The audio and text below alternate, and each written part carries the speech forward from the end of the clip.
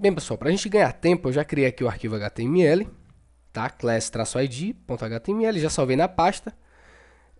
E aqui no arquivo CSS eu já comentei tudo que a gente fez na aula anterior, na aula 4, certo? Então daqui para frente a gente vai repetir esse mesmo procedimento para a gente ganhar tempo, certo? Então vamos lá. Ainda se tratando de seletores, é importante lembrar que quando a gente trabalha com CSS, a gente não está limitado apenas ao nome das tags. A gente pode criar os nossos nomes e definir as nossas regras CSS. Para isso, nós temos aqui o seletor class e o seletor id, beleza? Vamos começar pelo class. Então, como eu falei, é muito simples. A gente que determina que nome a gente vai utilizar. Claro que, se eu estou trabalhando com class, esse nome vai ser precedido de um ponto. Então, veja, coloquei um ponto aqui. E vou definir aqui o nome da minha classe. Tá? Eu vou colocar aqui, ó, texto, traço, principal. Certo? Então, eu vou colocar aqui as minhas propriedades. Vou colocar aqui um color, red, e um text align center.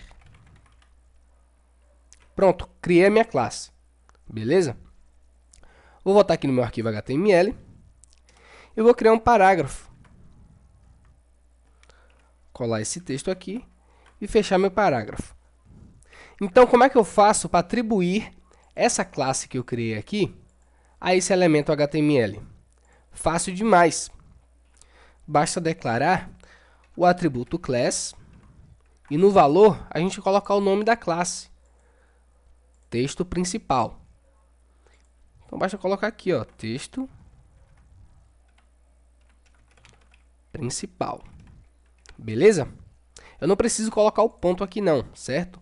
Até porque o atributo já é class. Então, ele compreende o que for declarado aqui precedido de um ponto, vai ser uma classe. Beleza? Então, vamos abrir o navegador, vamos testar, atualizar. E olha só, temos aqui o nosso parágrafo alinhado ao centro e vermelho, certo? Muito simples, né? Então, vamos ver aqui algumas características do class. Bem, eu posso ter outro parágrafo, ou outro elemento HTML, e posso utilizar essa mesma classe. Posso atribuir aqui a outros elementos HTML uma mesma classe. Beleza? Então, vamos atualizar aqui. E olha só, temos dois parágrafos utilizando as mesmas regras CSS aqui, através da classe texto principal. Beleza? Eu vou criar mais uma classe e chamá-la de fundo principal. Vou colocar aqui um background color, green. Vou colocar aqui um padding de 20 pixels. E vou dar um Ctrl S para salvar. Então, nós temos dois parágrafos, utilizando a classe texto principal. E aí eu quero atribuir também essa classe aqui, ó, fundo principal. Como é que eu faço? É muito simples. Eu já tenho aqui o atributo class. Então, logo após esse valor, texto principal, eu posso adicionar aqui um espaço e colocar fundo principal. Dá um Ctrl S para salvar. Vamos atualizar aqui. E olha só, nós temos aqui um elemento HTML utilizando duas classes. Beleza?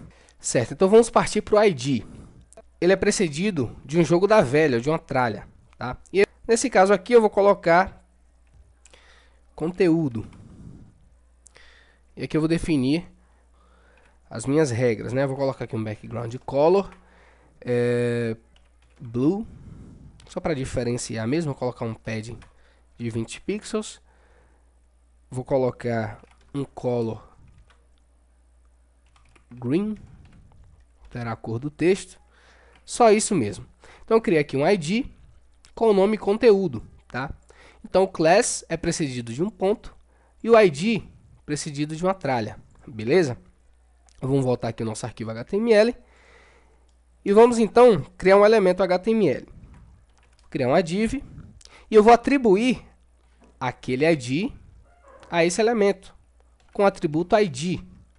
E aí eu coloco aqui, ó, conteúdo. Fechar esse ID.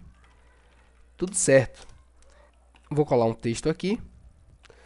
E está pronto. Vou dar um Ctrl S para salvar. E vou atualizar. Então, beleza. Temos aqui 2 parágrafos e uma div, tá? Um fato bem interessante que você não pode esquecer, que o ID ele é único, tá? Você só pode atribuir esse ID a um único elemento na página, diferentemente da classe, que você pode utilizar a mesma classe em vários elementos. Então, no caso do ID, você cria um ID e só pode atribuir esse ID a um elemento HTML, beleza? Então, espero que vocês tenham entendido aí. Isso foi o básico, tá? Do seletor ID e do class. Então, até